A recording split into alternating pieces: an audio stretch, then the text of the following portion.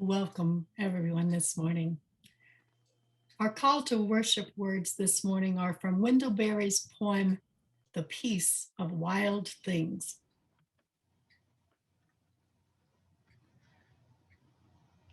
When despair for the world grows in me, and I wake in the night at the least sound, in fear of what my life and my children's lives may be, I go and lie down where the wood drake rests in his beauty on the water, and the great heron feeds.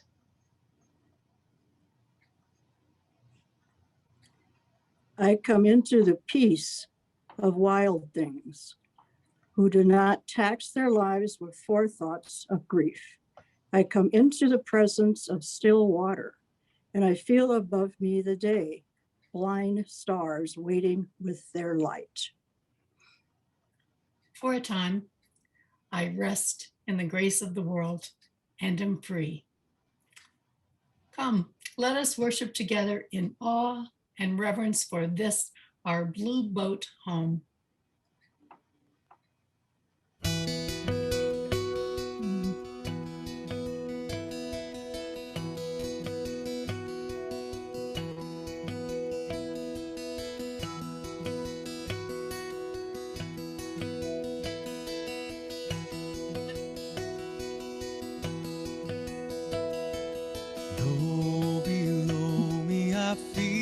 No motion, standing on these mountains and plains, far away from the rolling ocean. Still my dry land heart can say, I've been sailing all my life now. Never harbor or port have I known. The wide universe is the ocean I travel, and the earth is my blue boat home.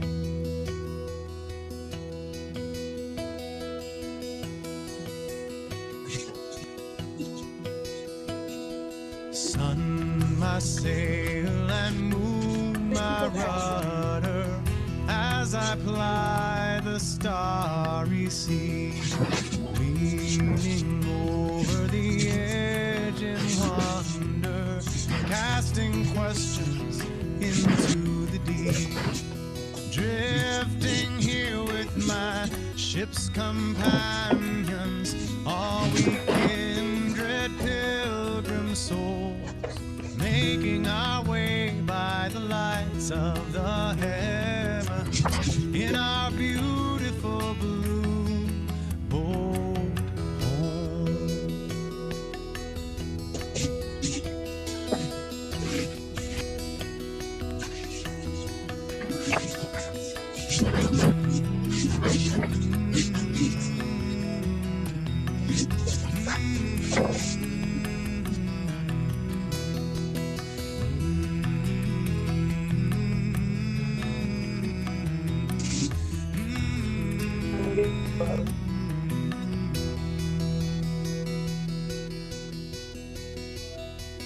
I give thanks to the waves upholding me, hail the great winds urging me on, greet the infinite sea before me, sing the sky my sailor's song.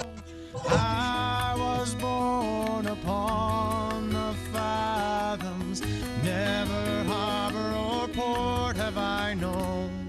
The wide universe is the ocean I travel, and the earth is my blue boat home. The wide universe is the ocean I travel, and the earth is my blue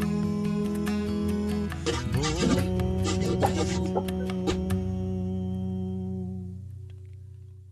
home.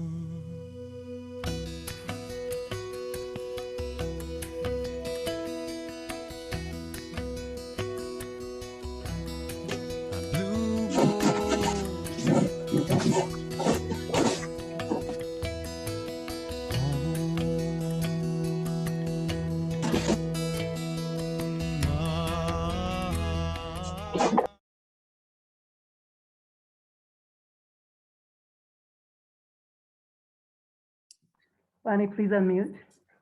Since time immemorial, indigenous people have stewarded all of North America. So I'm hearing some noise. I think someone's not muted. Thank you. Since time immemorial, indigenous people have stewarded all of North America. Their holistic understanding of the environment created a sustainable and symbiotic relationship with the waters, plants, and animals of the land. Land acknowledgement is the public recognition of this knowledge and care. It is important to note that land acknowledgement is not inaction. It's not reparations or reconciliation, but in recognizing the history and work of indigenous people, we offer respect, continue our journey of understanding, and begin to share the burden of truth-telling. We look to indigenous elders and their youth for guidance because it is only indigenous ways of being that will ensure our collective future. Welcome to the Unitarian Universalist Fellowship of Durango and our online worship service. I'm Bonnie Miller, a member of UUFD and today's volunteer host for the Sunday service. As we look ahead to the time when we can physically gather together again, we are grateful for all those who create and participate in our online worship services. We do miss being in each other's presence, but we know that we are the church, no matter the setting or manner in which we gather. We are people of all ages, people of many backgrounds, beliefs, and perspectives. We come together to build our spirits, nurture our relationships, and pick up hope and love. Our environmental justice team joins us today in leading worship. The team members include Tom Miller, Stephen Guy, Robert Winslow, Elizabeth Long, Subi Earl, Mary Sison, Bob Kunert, and Werner Heibert. Also leading today's service are worship team members, Mary Oken as worship associate, James Mirabal, assisted by Dennis McClure, providing tech support, Shannon Beaver and Cheryl Guy are greeters, classical pianist Marilyn Garst providing our meditation and offertory and transitional music pieces, and choir director Elizabeth Crawford, drummer Lawrence Nass, and choir ensemble members providing our final song. If you are new to UFD, we're so glad to welcome you to sharing worship with us today. And if you're looking for a spiritual home or you've been thinking about membership, you can type a message in the chat line to Shannon Beaver. She's our connections coordinator. And you'll also see in the chat line a digital guest book. If you sign your name, we'll put you on our list to receive our weekly announcements and our monthly newsletter. And now let's light our chalice, the symbol of our faith. Our community chalice lighting this morning comes from Mary Sison, and you'll want to check yourself, make sure you're muted, but please join me in speaking our affirmation out loud. You'll find the affirmation printed in the chat. So I invite you to join me in these words of affirmation and declaring our congregational covenant.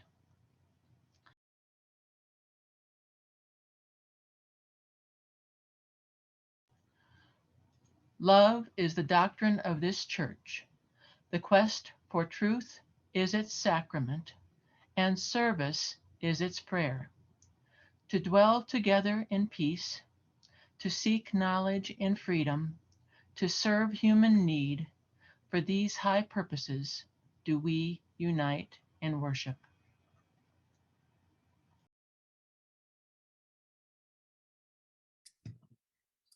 As we prepare to share words of peace and love with each other, you may want to change your view right up in the corner of your screen to gallery so you can see more people on your screen. So you're invited to unmute yourself and let's connect with each other. Hello. Hi, good morning. I think that was Welcome. Morning, Jim. Good morning. Welcome. Hi, Carolyn. Cheryl. Hi, Susan. Nancy. Everyone. Hey, Susan and John. Hi, Honey. Susie. Garcia. Hi, Judith. Hey, hey, John. Hello, all the new people. Hello, and Arroya. peace and love to each one of us here today.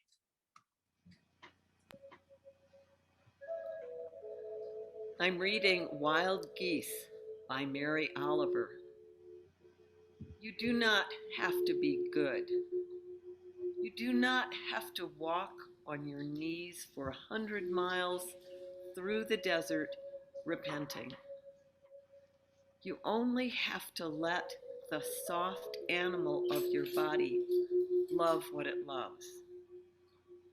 Tell me about despair, yours, and I will tell you mine. Meanwhile, the world goes on. Meanwhile, the sun and the clear pebbles of the rain are moving across the landscapes, over the prairies and the deep trees, the mountains and the rivers. Meanwhile, the wild geese, high in the clean blue air, are heading home again. Whoever you are, no matter how lonely, the world offers itself to your imagination, calls to you like the wild geese, harsh and exciting, over and over, announcing your place in the family of things.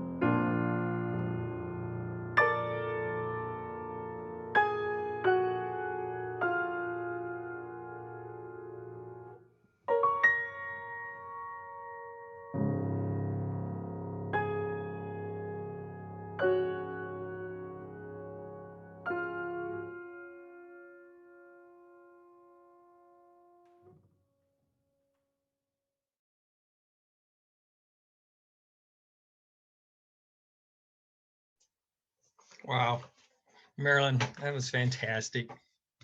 Our story today is going to be in the form of a short video entitled Save Our World.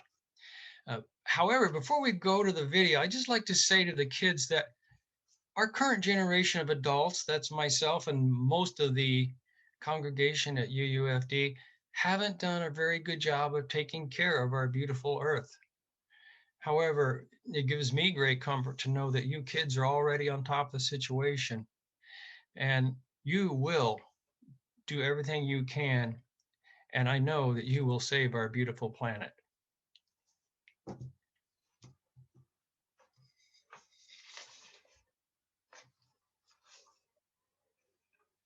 So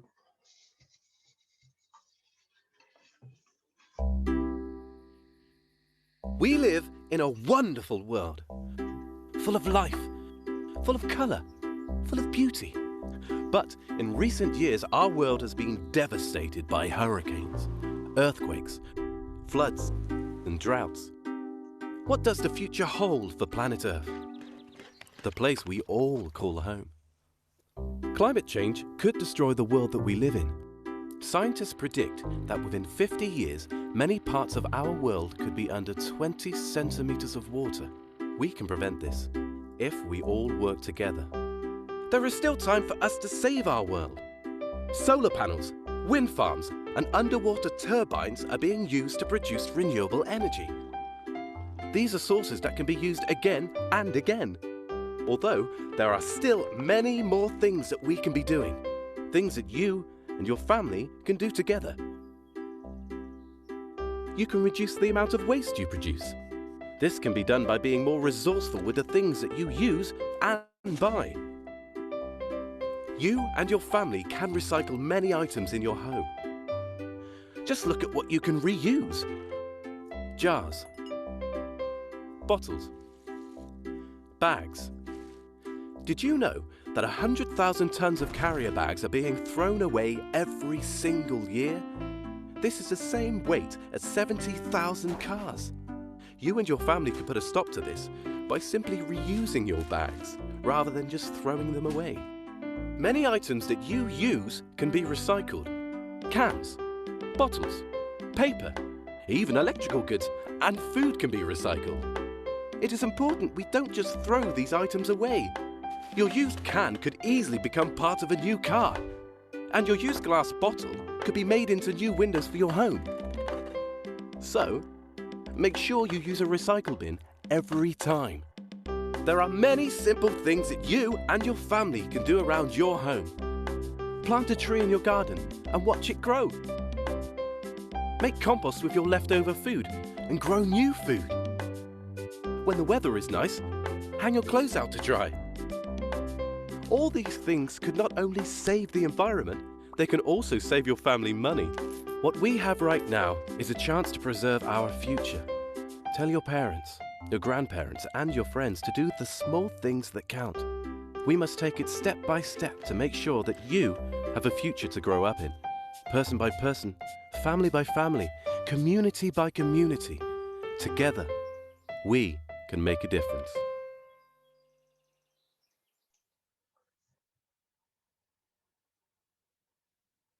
well, I hope you enjoyed that video.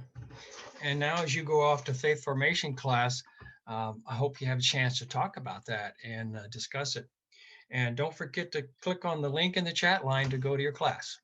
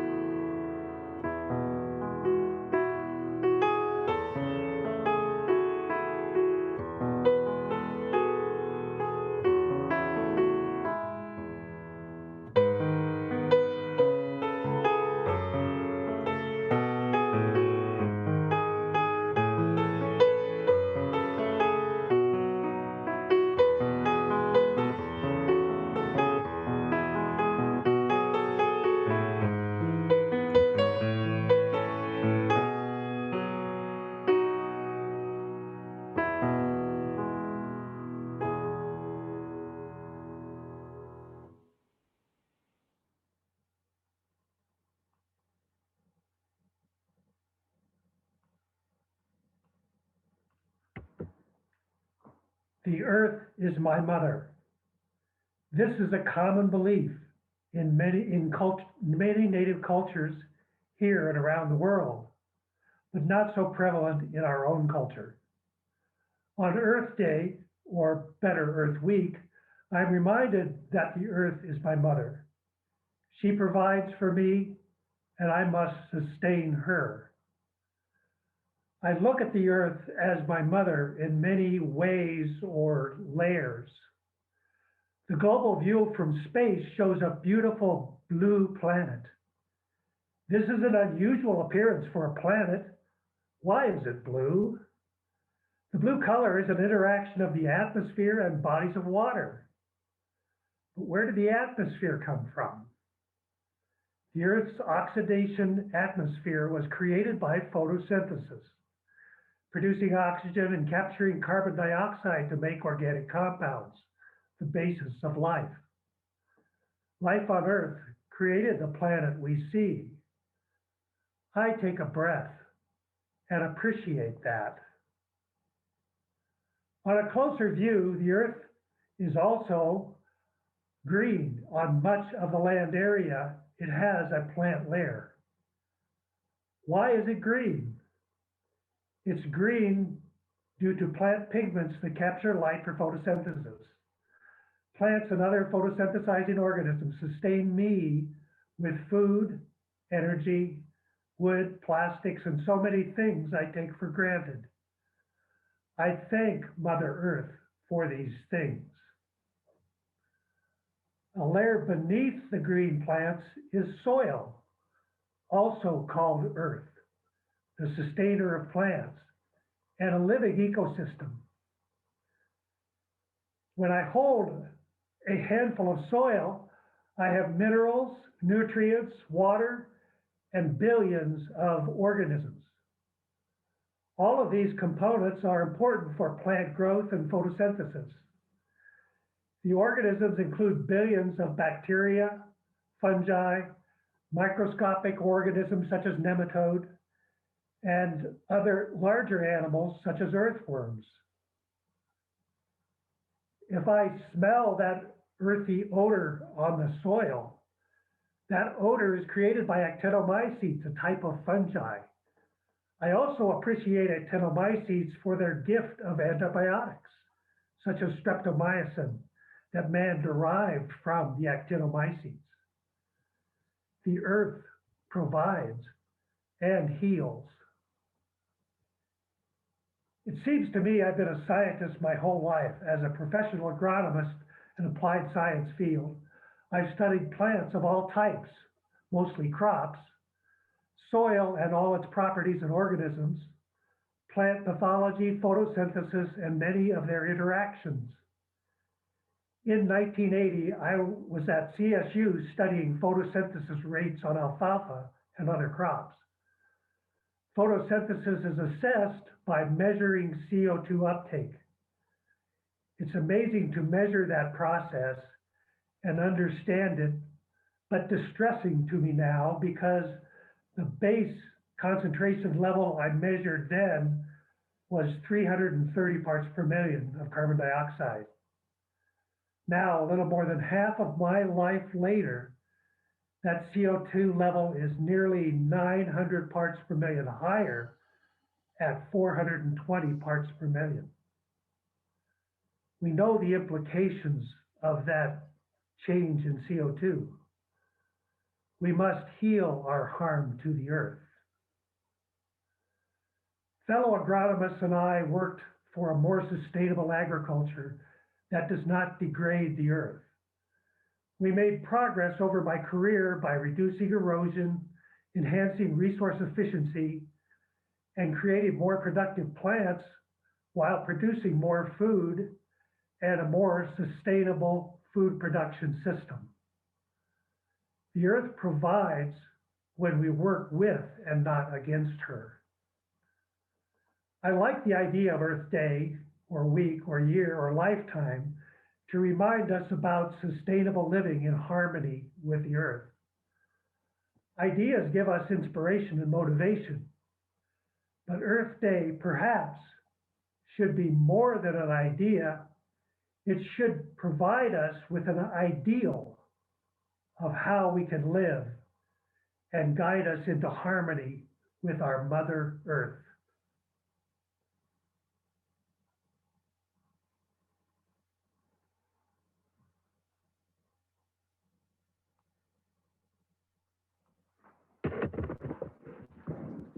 I have been very fortunate to have lived and worked in nature my entire life.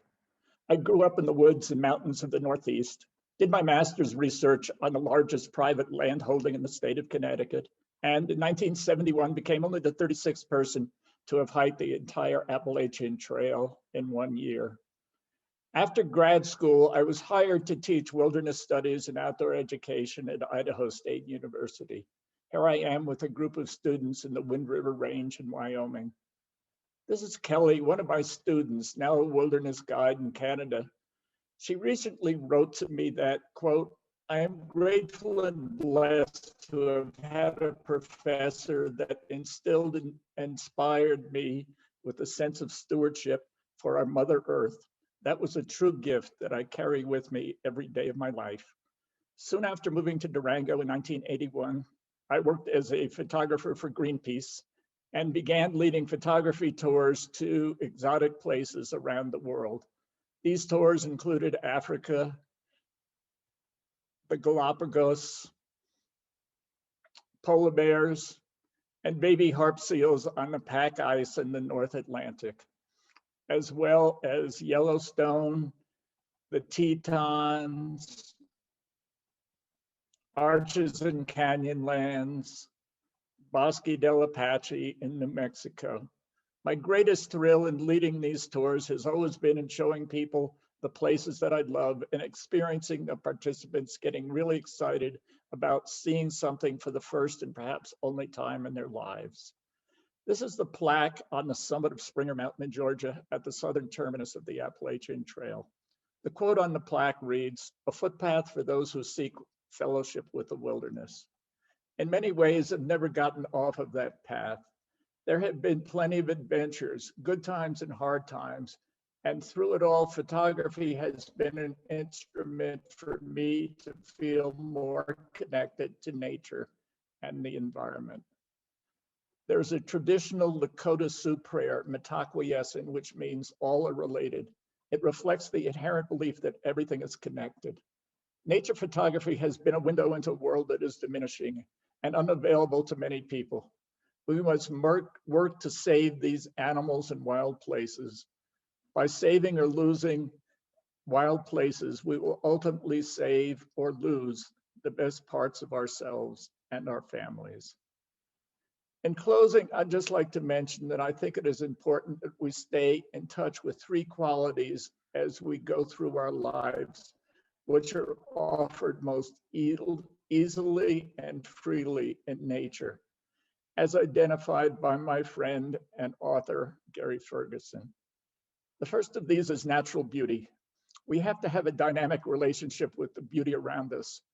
We need to be able to be in touch with the beauty of the natural world. It opens our hearts and makes us realize we are part of nature and that it's not separate from us.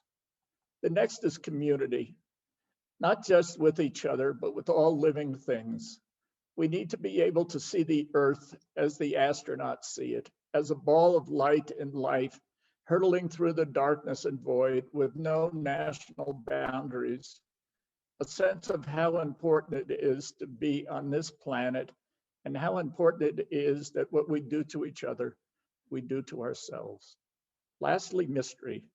Nature puts us in touch with things that we never fully understand and know the answers to. And yet it calls forth an imaginative existence that is essential for living in this world. It serves our ability to become an educator, mathematician, artist, scientist. In the end, what I feel is gratitude. These things are gifts. It's still an amazing planet that we live on, full of beauty and wonder and magic, and I'm grateful to be part of it. So arm yourselves with friendship and love the earth. Let's all work together to save the only home we will ever know.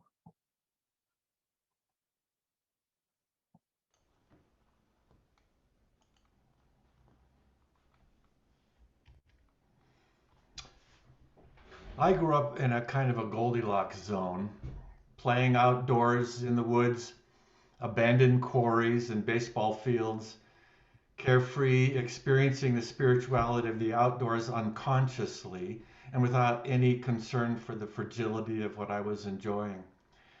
Now I have ample reason for great concern. I derive my sense of spirituality from the findings of many sciences, but also from feeling the magic of my so small place in the vast and complex cosmos. The science part of getting to truth is lumpy, slow, and often leads to dead ends. The essential data regarding the causes and effects of climate change may have started out uncertain and diffuse, but the accumulated data have pointed to a crisis point for decades. The physical changes we personally experience and that stimulate action, however, have unfortunately come only gradually, subtly. So there's not developed the broad political consensus or urgency for concentrated action because the really big and dangerous effects are only just now becoming readily apparent. Most of us don't readily change ingrained habits or move out of our comfort zone unless pushed or threatened or in pain. As a consequence, the truth I see is that through our delayed attention and lack of concerted action, we're making the earth a very much harder place in which to sustain meaningful lives, let alone ultimate survival. While I'm concerned about myself and my experience of living in the world, even at this stage of my life, it's these people that occupy my thoughts. While I wish that my kids, my grandkids, and their kids would have the opportunity for the same carefree experience of the natural world I had, it's quite unlikely that they will. We know that making impactful climate remediation changes is a really big deal. So many large and interacting systems that are part of the equation. Thinking seriously about how difficult attenuating climate changes will be is both engaging and overwhelming. Our April theme is becoming. Our faith points us to actions in the service of the big issues. Even if we're paying attention, as I think most of us are, and have great concern, as I think most of us do, there's still the personal imperative. Some may say, it's so complicated, the problems are so large, there's nothing I can do personally that'll make any significant difference, so why bother? Just enjoy. In my opinion, the climate crisis is the biggest issue we face, no question. I ask myself lots of questions, to which I had inadequate answers from an environmental care point of view. What do we need to do to unbecome, as we've said in previous services, to give up, to sacrifice, to allow us and our world to become more? How do we learn to adapt, to mitigate the effects that are already built in and will be increasingly difficult to deal with? I do as many of the little things as I can. Turn off the lights, put up solar, install LEDs, recycle, reuse, garden, compost, bike and walk, do the EJT and 4-core work, contribute to carbon offsets. It's something. It's not enough. It never will be, not by itself. The big issues still need to be addressed. There are many ways to do that as well: monitoring legislation, writing Congress people and corporate leaders, joining and participating in environmental organizations. The biggest issue is reducing carbon in the atmosphere, the most significant contributor to climate change. In our capitalist system, it makes sense that the cost of carbon needs to be included in the price of what we produce. So that's the basis for the Energy Innovation and Carbon Dividend Act that's recently been reintroduced in Congress. Those of you who have seen the links we put in the newsletter and e-announcements are familiar with the goals of the Act. You may have seen Susan Atkinson's good summary on Friday's Herald too. Our EJT has endorsed the Act, but we hope that UUFD, along with many other UU congregations who have already done so, will endorse the Act. So I'd like to conduct the promised poll. This isn't a formal vote. We just want to get a general sense of the fellowship's thoughts on this question. should UUFD endorse the Energy Innovation and Carbon Act? There's two places on your screen to show your choice, depending on your version and or machine. For some, look at the bottom of your screen and click the Reactions button. If you don't see that button, click on the Participants button and then the More button. And then look at the bottom of the window. Either way, click the green check mark for yes, we should endorse, or the red mark for no, we shouldn't endorse. Make sure you make only one click, because if you click a second time, your vote will disappear.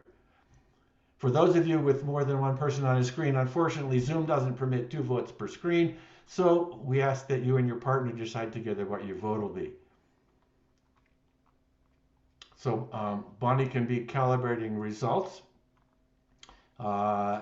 And I just like to let people know that in addition to Susan Atkins's article in Friday's paper, there's a really good article this morning in the Washington Post, if you can get a hold of it, about climate news being relentlessly, objectively grim, and should we ever allow ourselves to feel optimism? And I think inside that article there is some sense of optimism, so if you can click on the Washington Post article, that might be a cool thing to do too. So Bonnie, what do we got? The Zoom tally shows nearly a complete consensus of yes, let's endorse this act. Thank you. So I remind myself of the starfish story. As aware people, doing many little things, maybe also contributing to the big actions in some way, we will make a difference. Your support on the Energy Innovation and Carbon Dividend Act tosses another starfish back into the ocean. I'm not unhopeful, but I do hope things will speed up a lot. I see a broadening and deepening of concern and action from elementary students to corporate executives to the top levels of government and to all the science that's working in favor of climate remediation.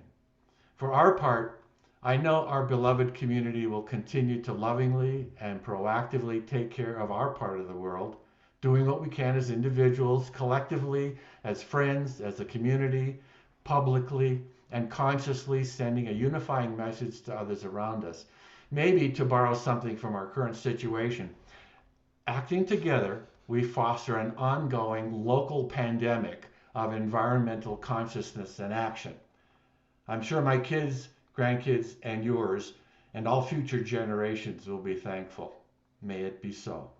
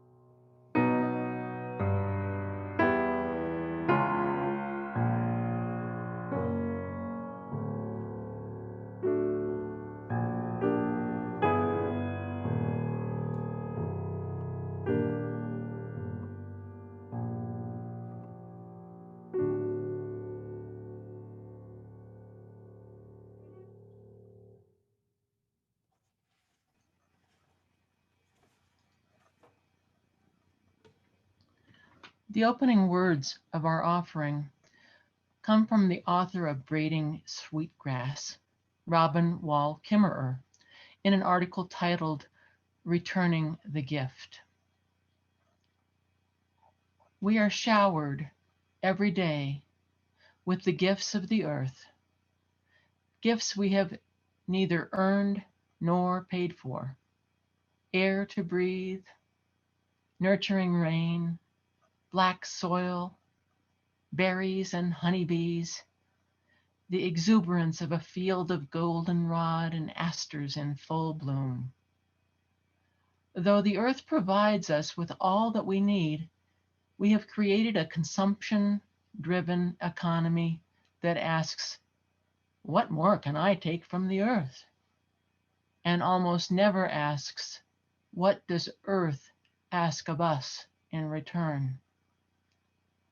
The premise of earth asking something of me, I celebrate. It makes my heart swell. I celebrate that the living planet has the capacity to ask something of us, and that we have the capacity to respond. We are not passive recipients of her gifts, but active participants in her well-being. We are honored by the request. It lets us know that we belong. This fellowship gives so much to us. We too are honored by the request to support this community, and this lets us know that we belong. Please join me in giving so that we may continue in the spirit of reciprocity and become active participants in the continued well-being of this fellowship. Imagine now, in your mind's eye, our ushers walking around, holding the baskets, ready for your contribution. Imagine placing your gifts in this virtual offering basket coming around. There are 3 ways to give. You can check those in the chat box. First, you can mail a check to the church office, or you can go on our website and make a donation there, or even set up a continuing donation. Or the simplest way I've found is just simply to text the amount you want to donate to 833-765-0135 with the amount you want to donate in the message line. It's that simple. Your gifts are gratefully received.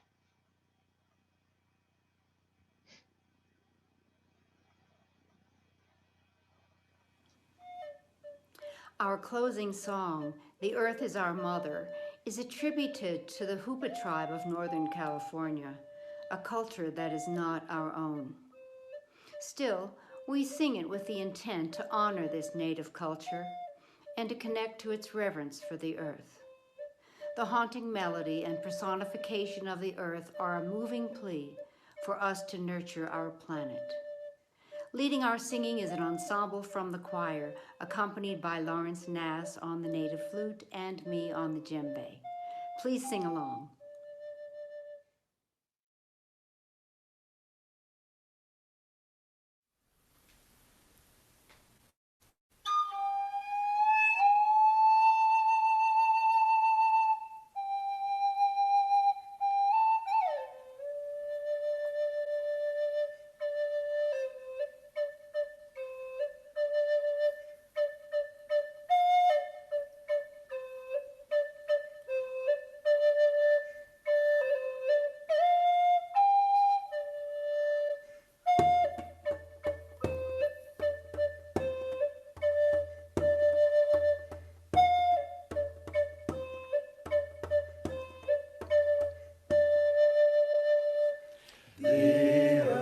Is our mother, we must take care of her. The earth is our mother, we must take care of her.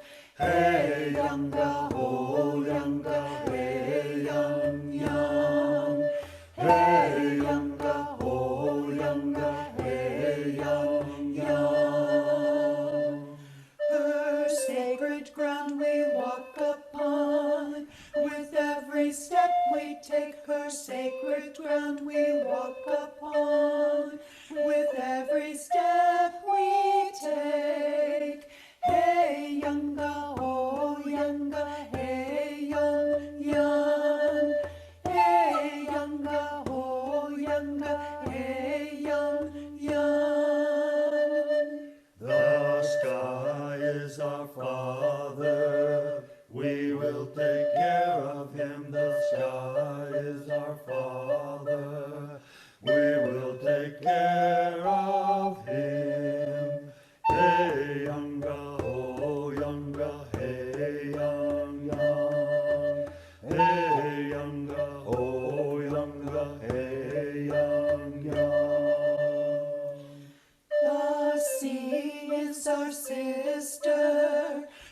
will take care of her. The sea is our sister.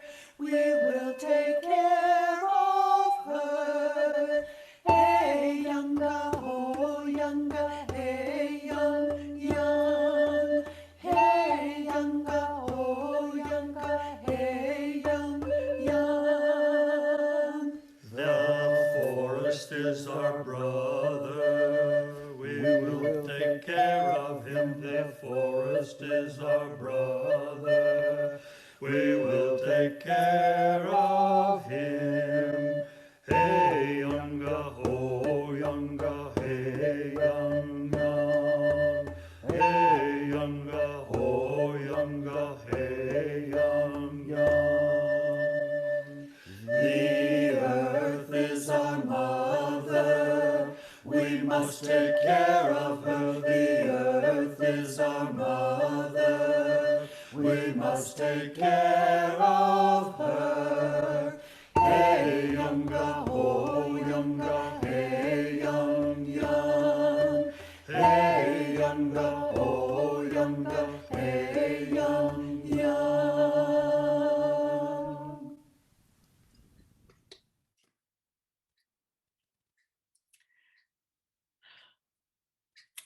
As we prepare to close our service and extinguish our chalice, remember that you're invited to join one of our small breakout groups and visit with one another right after our recessional music.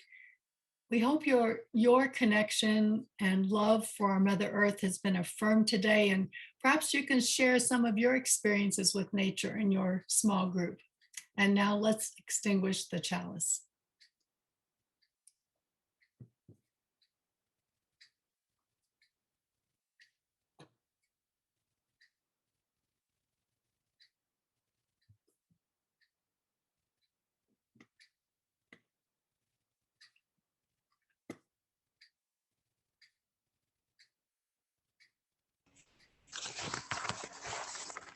Okay, today's benediction are a few words by Edward Abbey. May your trail be crooked, winding, lonesome, leading to the most amazing views. May your trail lead you into a desert of red rock, blue mesas, domes and pinnacles, and down again into deep, vast, ancient, unknown chasm where bars of sunlight blaze on profiled cliffs. There's something strange and more beautiful and more full of wonder than your deepest dream waits for you, beyond that next turning of the canyon walls. May that be so.